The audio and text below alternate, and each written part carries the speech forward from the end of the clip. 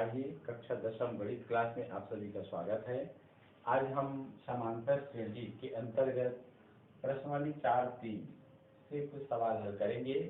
आइए आज का पहला सवाल क्वेश्चन नंबर 1 है, 0 और 50 के बीच विषम संख्याओं का योगफल ज्ञात कीजिए। ठीक है, तो 0 और 50 के बीच विषम संख्याएं कौन कौन सी है उसको लिख लेते हैं।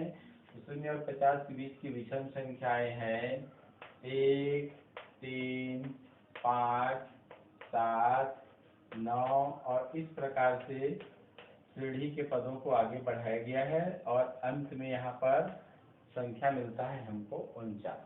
ठीक है, तो इस प्रकार ये जो विषम संख्याएं हैं 0 और 50 के बीच की हैं, इनका हमको योगफल निकालना है।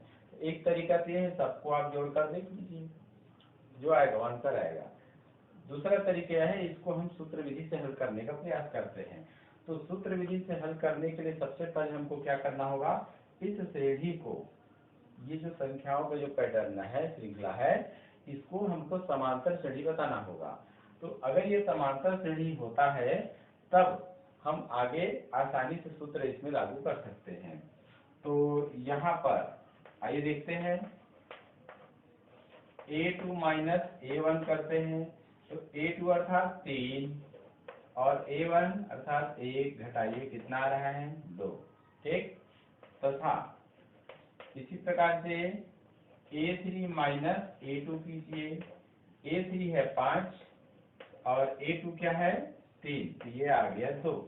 देखिए दोनों में अंतर समान आ रहा है, जो ये सर्वांतर होगा इस श्रेणी का। तो चूंकि a2 माइनस a1 बराबर a3 माइनस a2 और बराबर 2 प्राप्त होता है, अतः यह श्रेणी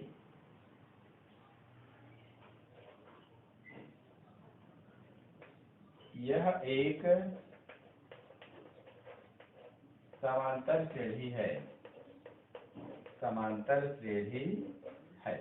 तो अगर ये समांतर श्रेणी है तो प्रथम पद लिखिए, सर्वांतर निकालिए। तो अब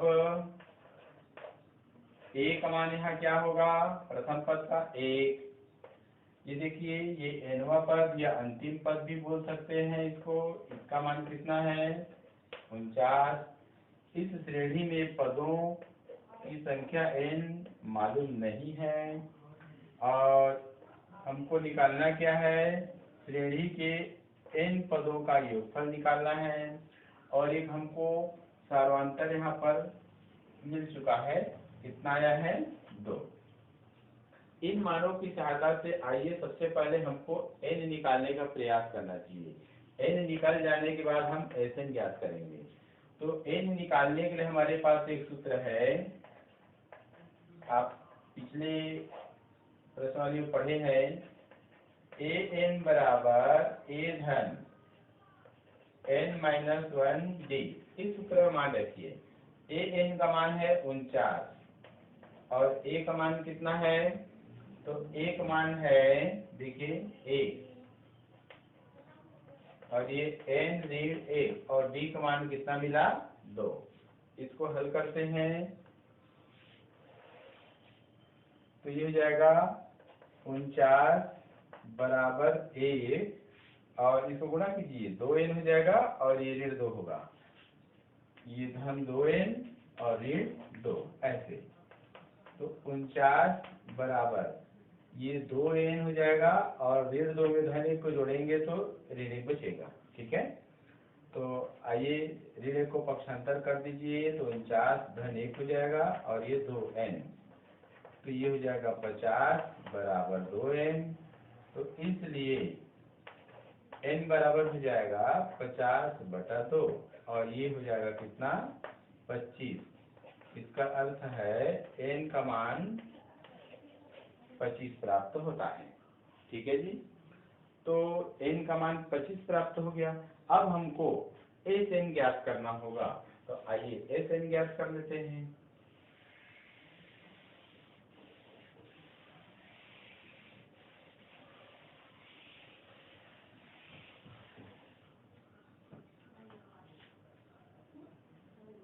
अब एक दूसरा सूत्र है एस एन निकालने के लिए, एस एन बराबर n/2।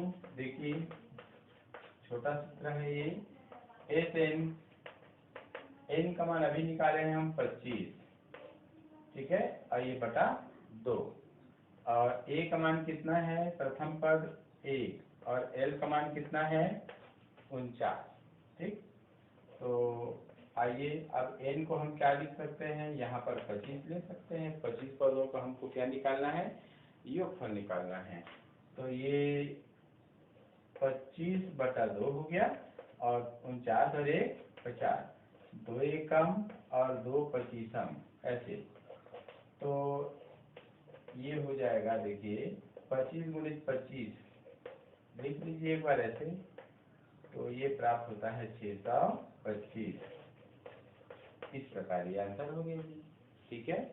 तो आपको 0 और 50 के बीच विषम संख्याओं का योगफल क्या प्राप्त होता है, 625, ठीक। आइए अब हम आज के दूसरे प्रश्न की ओर चलते हैं। लगभग इसी प्रकार का ही है। ये सभी प्रश्न परीक्षोपयोगी हैं, इसमें ध्यान दीजिए, वार्षिक परीक्षा में पूछे जाते हैं। दूसरा प्रश्न है, 1 और 100 के बीच सभी प्राकृत संख्याओं का योगफल ज्ञात कीजिए। तो सबसे पहले 1 और 100 के बीच जितनी प्राकृत संख्या लिख लेते हैं।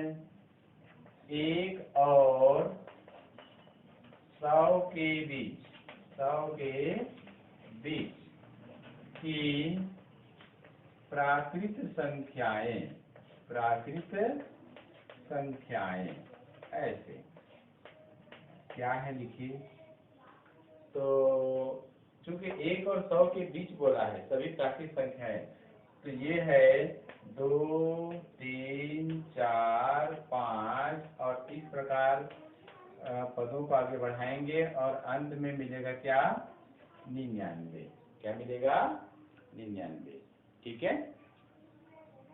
और प्रश्न इसके बाद आगे और है कि सभी प्राकृत संख्याओं का योगफल ज्ञात कीजिए, जो यहाँ पर है, जो 3 का गुणज है। ध्यान देना है प्रश्न को, 3 का गुणज है।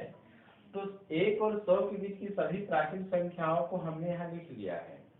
अब हमको देखना है कि इन प्राकृत संख्याओं में 3 का गुणज कौन कौन सा है। तो यहाँ लिख देना है, इनमें 3 की गुणज, अर्थात 3 के पहाड़े में जो आए, 3 से जो डिवाइड हो जाए, ऐसी संख्याएं, 3 की गुणज संख्याएं निम्नलिखित हैं, निम्नलिखित है ऐसे। देखिए 3 है, 6 है, ठीक है ना, 9 है, 12 है, इस प्रकार इसको बढ़ाइए, है ना, और अंतिम में क्या मिलेगा, 99।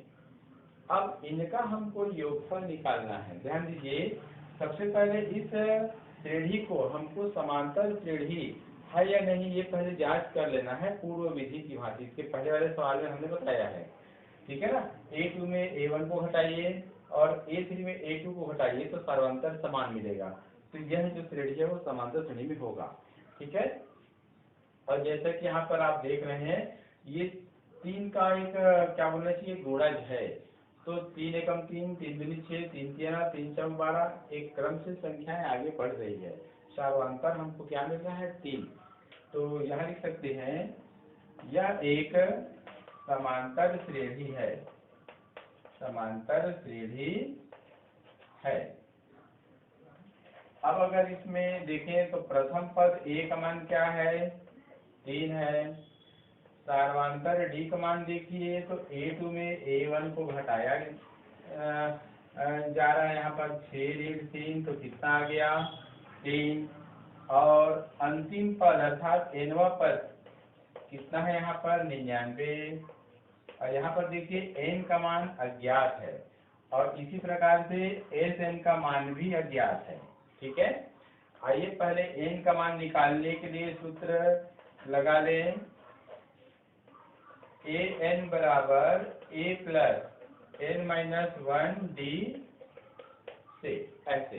ठीक है, मान रखते हैं ए एन का मान है 99 और ये प्रथम पद कितना है जी 3, ऐसे प्रथम पद कितना हो गया 3। और इसके बाद यहाँ पर है एन ऋण 1 और डी का मान कितना है, तो डी का मान यहाँ पर मिला है, देखिए कितना आया है 3, ऐसे। तो 99 3 गुणा कीजिए, 3 एकम 3 एन ऋण 3 एकम 3 धन 3 ऋण 3 कट गया जी। तो 99 बराबर 3 एन, तो इसलिए एन बराबर तो 99/3, तो कितना आ जाएगा 3 किया 9 3 किया 9, एन का मान 33 आया। एन का मान क्या प्राप्त हो रहा है 33। अब हम अर्थात ये कह सकते हैं कि ये जो समांतर श्रेणी है उसमें कुल 33 पद है, इन सबका हमको योग ज्ञात करना है। तो अब हमारे पास एक अन्य सूत्र है, एस एन बराबर n/2 और ये a प्लस एल, इस सूत्र मान रखिए। तो यहाँ से चाहें तो आप n की जगह 33 लिख सकते हैं और n 33/2 और a का मान है कितना 3 और l का मान कितना है 99, ऐसे। आइए यहाँ इसको लिखते हैं ऐसे और इसको जोड़ेंगे तो कितना जाएगा जी 102, 2 एकम 2 2 पंचे 10 2 एक कम। तो यहाँ पर हमने इसको लिख दिया 33 गुणित 51 51। आप दोनों को गुणा कीजिए, दोनों को आप गुणा करेंगे तो देखते हैं कि 1683 आपको प्राप्त होता है। कितना प्राप्त होता है 1683, और ये आपका उत्तर है। तो यहाँ पर दो उत्तर प्राप्त होते हैं, एक तो उत्तर यहाँ पर निकल गया आपके सामने और दूसरा उत्तर ये है। लेकिन ध्यान रखिए आप ऊपर में इसको उत्तर मत लिखिए, दोनों उत्तर जो भी मिलता है उसको अलग से नीचे लिखिए जरूर। ठीक है, तो इस प्रकार से दो प्रश्नों को हमने देखा है। आइए आज का तीसरा प्रश्न देख लेते हैं। आज का तीसरा प्रश्न है जो थोड़ा सा इनसे अलग है, अभी जो दो प्रश्न पढ़े हैं उससे थोड़ा अलग है। ठीक है, क्वेश्चन नंबर 3 है, देखिए संख्याओं की उस श्रृंखला, ध्यान से सुनना है, संख्याओं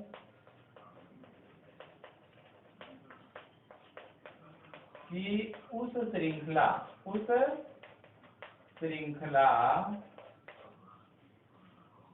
के प्रथम 24 पद का योग ज्ञात कीजिए। श्रृंखला के प्रथम 24 पदों का योगफल ज्ञात कीजिए,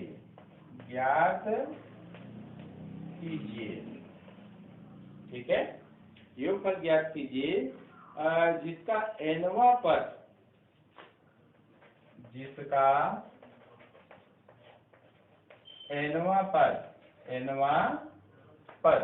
तो nवां पद क्या है, a n बराबर 3 + 2n, ऐसे। ठीक है, से दिया जाता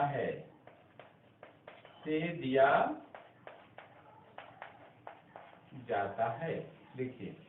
ठीक है, फिर से प्रश्न पढ़ रहा हूँ, संख्याओं की उस श्रृंखला के प्रथम 24 पदों का, कोई एक समांतर श्रेणी कर सकते हैं और जिसके 24 पद हैं, उन 24 पदों का योगफल हमको ज्ञात करना है और जिसका nवां पद यानी उस श्रृंखला का nवां पद an किससे व्यक्त होता है 3 धन 2 n से व्यक्त किया जाता है।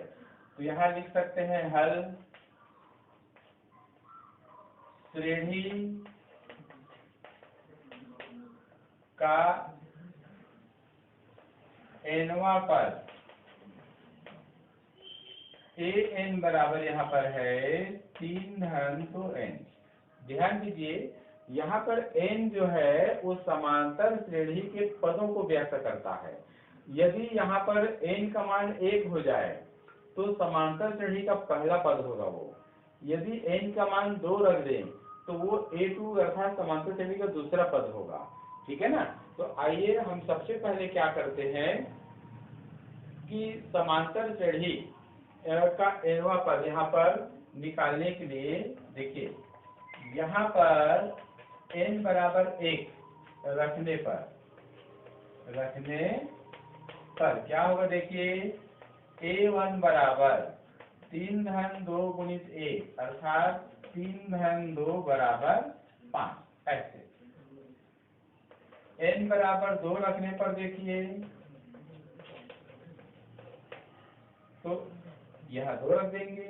देखिए तो श्रेणी का दूसरा पद आ जा रहा है 3 धन 2 गुणित 2, तो 3 धन 2 दूनी 4, तो 4 और 3 7। ध्यान दीजिए, श्रेणी का पहला पद A1 मिल गया 5, श्रेणी का दूसरा पद A2 मिल गया 7, तो फिर सर्वांतर तो हम निकाल सकते हैं। तो इसलिए सर्वांतर D बराबर A2 माइनस A1, तो हो जाएगा 7 ऋण 5 बराबर क्या मिल गया 2। तो इस प्रकार हमको D का मान प्राप्त हो जाता है। अब हम क्या करेंगे कि प्रथम 24 पदों का योगफल ज्ञात करना है। तो प्रथम 24 पदों का योगफल ज्ञात करने के लिए अब हमको योगफल का सूत्र लगाना पड़ेगा। अब प्रश्नानुसार Sn बराबर n/2, यहाँ है 2a n माइनस 1 d। ऐसे n की जगह में 24 रखिए, तो यहाँ पर आ जाएगा 24, n की जगह में भी 24, 2 गुणित a का मान कितना है देखिए, तो a का मान हमको अर्थात प्रथम पद इसका मान मिला है 5, ये है 24 ऋण 1, और d का मान मिला कितना 2, सर्वांतर है। तो हल कीजिए, 12 बार में कट जाएगा ये, 5 दूनी 10, 24 में 1 गया 23 और गुणित 2। ऐसे तो 12 10 23 दूनी 46। ठीक है जी। तो 12 और गुणित 46 और 10 कितना होगा, तो ये हो जाएगा 56। ठीक है। अब 12 गुणित 56 को आप गुणा कीजिए, क्या आता है देखिए, 12 पंचे 60, 12 छक्के 72 की 2 हासिल 60, 12 पंचे 60। ठीक है ना, 12 पंचे 60 और 60 और 7 जोड़ेंगे तो कितना जाएगा 67। आइए फिर से गुणा कर लेते हैं, 12 छक्के 72 की 2 हासिल 7 और 12 पंचे 60। ठीक है, 60 और 7 हासिल जो आया है तो हो जाएगा 67। इस प्रकार आ गया 672, ये उत्तर हो गया। ठीक है। आइए एक और प्रश्न देखते हैं, बहुत बढ़िया प्रश्न है ये, प्रायः परीक्षा में पूछे जाते हैं। ध्यान दीजिए आप लोग, सरल भी है लेकिन परीक्षा की दृष्टि में बहुत महत्वपूर्ण भी है, ये भी ध्यान रखना है। आप लोगों को इसका अभ्यास बार बार करना चाहिए, जो अभी मैं प्रश्न बता रहा हूँ। आज का प्रश्न क्रमांक है 4। ठीक है। यदि किसी समांतर श्रेणी के प्रथम द्वितीय और अंतिम पद, यदि किसी समांतर श्रेणी के प्रथम द्वितीय और अंतिम पद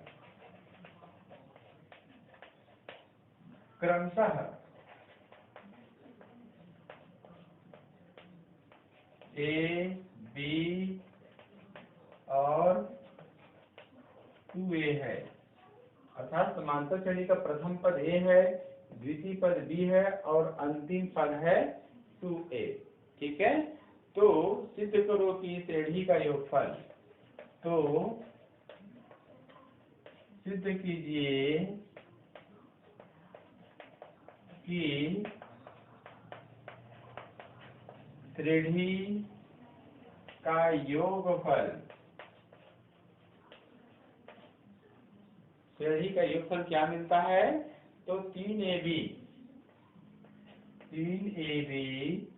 बटे यहाँ पर आ जाएगा मान 2b माइनस ए। ऐसे आइए देखते हैं हल। समांतर श्रेणी में यहाँ लिख देंगे समांतर श्रेणी में ऐसे, ठीक है। प्रथम पद a1 बराबर a, ठीक है। प्रथम पद को a से यहाँ पर ले दिया गया है। द्वितीय पद a2 बराबर कितना दिया हुआ है? देखिए b, ठीक। तो इसलिए सार्वंतर d बराबर ज्ञात कर लीजिए a2 माइनस a1, ये हो जाएगा b माइनस a, ठीक है। और अंतिम पद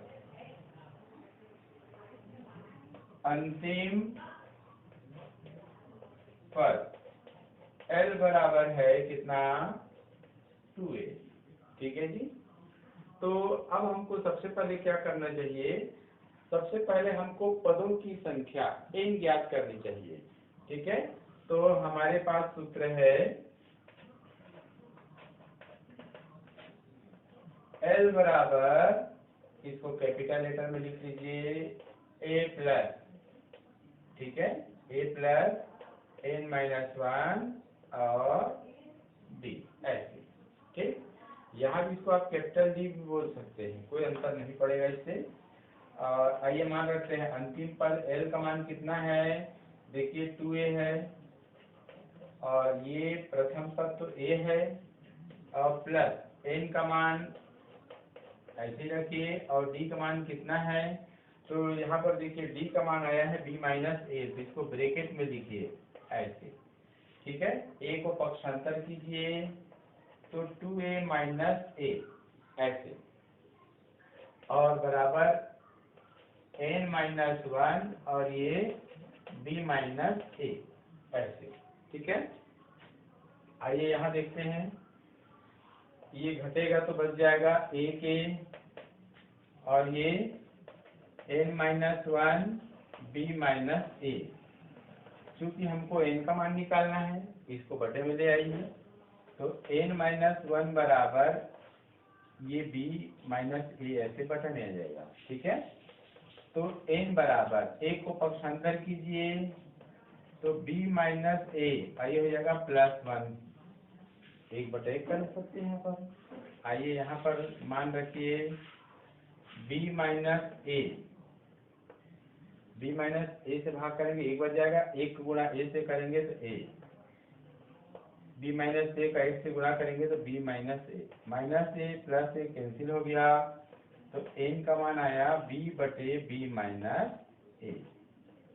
ये देखिए n का मान हमको मिला b बटा b माइनस a। अब हमको क्या ज्ञात करना है? हमको सिद्ध करना है कि इस श्रेणी का, n पद वाले इस श्रेणी का योगफल हमको इतना प्राप्त होता है 3ab बटे 2b माइनस a। तो अब हमारे पास सूत्र है Sn बराबर n/2 और यहाँ पर है a प्लस l ऐसे, ठीक है। तो मान रखिए n की जगह में क्या रहेगा मान? b बटा, यहाँ ध्यान दीजिए b बटा b माइनस a, और पूरे का बटा ये तो 2 है ही ऐसे, ठीक है। आप लिखने के समय इसे थोड़ा व्यवस्थित लिखेंगे। और प्रथम पद है a और अंतिम पद क्या है? 2a ऐसे। आगे हल कीजिए तो क्या हो जाएगा? b बटा, ये 2 तो पहले से है, ये b माइनस a ऐसे हो जाएगा, और गुणित 2 और 1 3 है, अंक का गुणा कीजिए आप तो ये हो जाएगा Sn बराबर, ठीक है, 3ab और बटे 2 b माइनस ए। और देखिए प्रश्न में यही तो सिद्ध करना था जो यहाँ आया है, यहाँ लिख दीजिए यही सिद्ध करना था ऐसे। तो इस प्रकार से इस प्रश्न को भी हमने सॉल्व किया। तो आपको लगातार इसमें प्रयास करना है। एक प्रश्न और देखते हैं, आइए जल्दी से देख लेते हैं। आज का प्रश्न क्रमांक 5 हो जाएगा, ठीक है, जल्दी से देख लीजिए।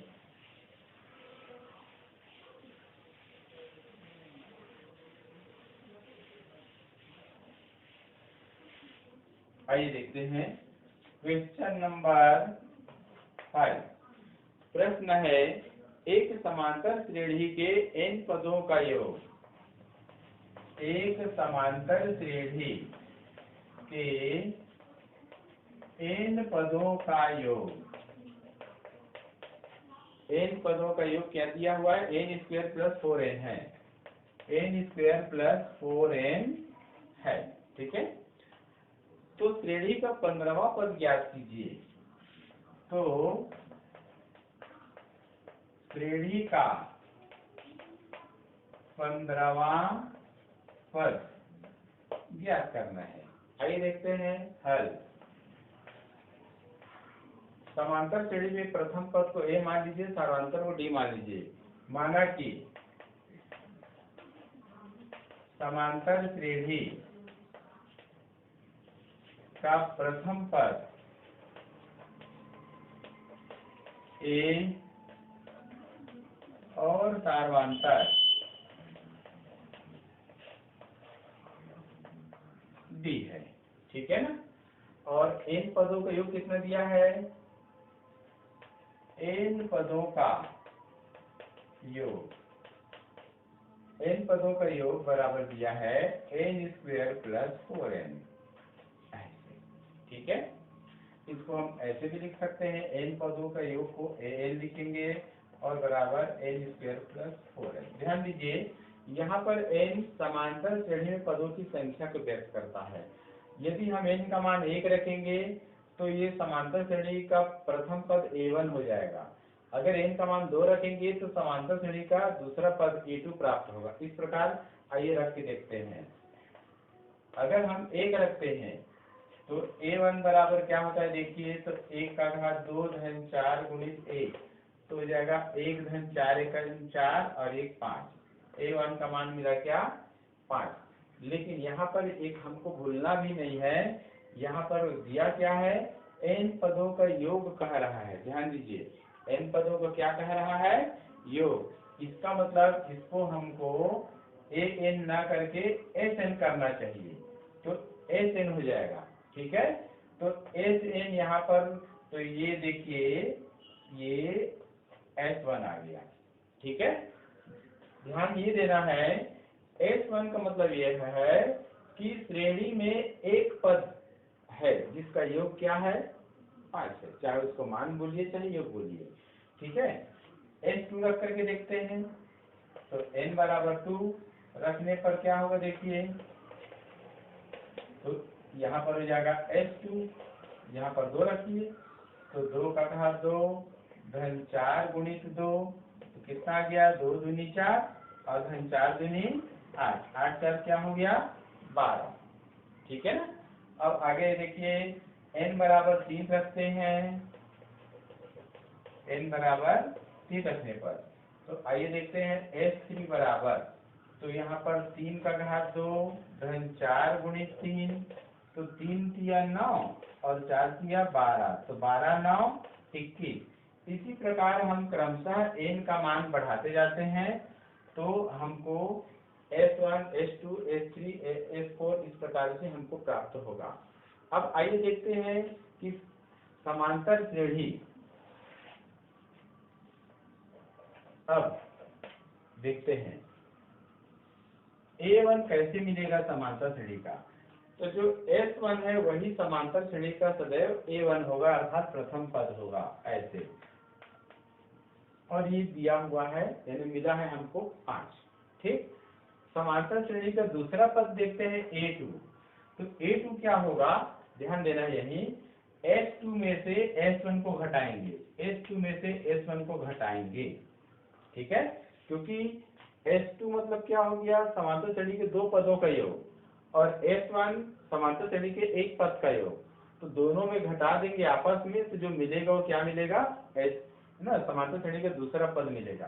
तो आइए S2 का मान कितना है, तो S2 का मान है 12 और S1 का मान कितना है 5, तो ये आ गया जी 7।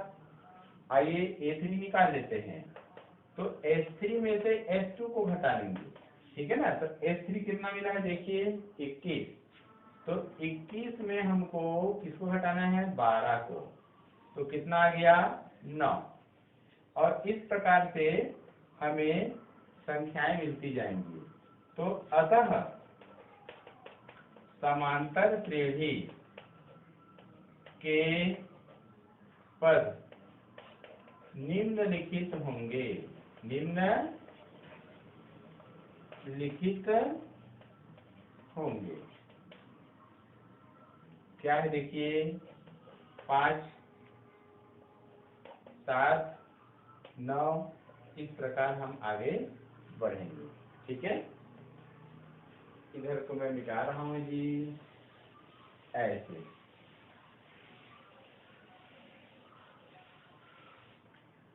ध्यान देना है, यहाँ पर समांतर श्रेणी के पद हमारे सामने हैं, ठीक है। अब हमको इसके आधार पे सार्वंतर निकाल लेना है, तो सार्वंतर D, तो सार्वंतर D बराबर क्या हो जाएगा A2 minus A1, A2 minus A1 करेंगे तो कितना जाएगा 7 ऋण 5 बराबर कितना आ गया 2, सार्वंतर भी हो गया। अब हमको कह क्या रहा है, तो श्रेणी का 15वां पद हमको निकालना है, क्या निकालना है, श्रेणी का 15वां पद निकालना है। तो सूत्र an बराबर a plus n minus 1d से 15वां पद, तो n की जगह लिख देंगे 15, a15। अब प्रथम पद a का मान कितना है, जो a1 का मान है वही a का मान है, ऐसे, और यहाँ लिख देंगे 15 ऋण 1 और d का मान कितना मिला हमें 2, हल कीजिए 5, ये हो जाएगा 14 गुणित 2, 5, 14 दूनी 28, 28 और 5 जोड़ लीजिए कितना 33, तो ये हो गया आंसर।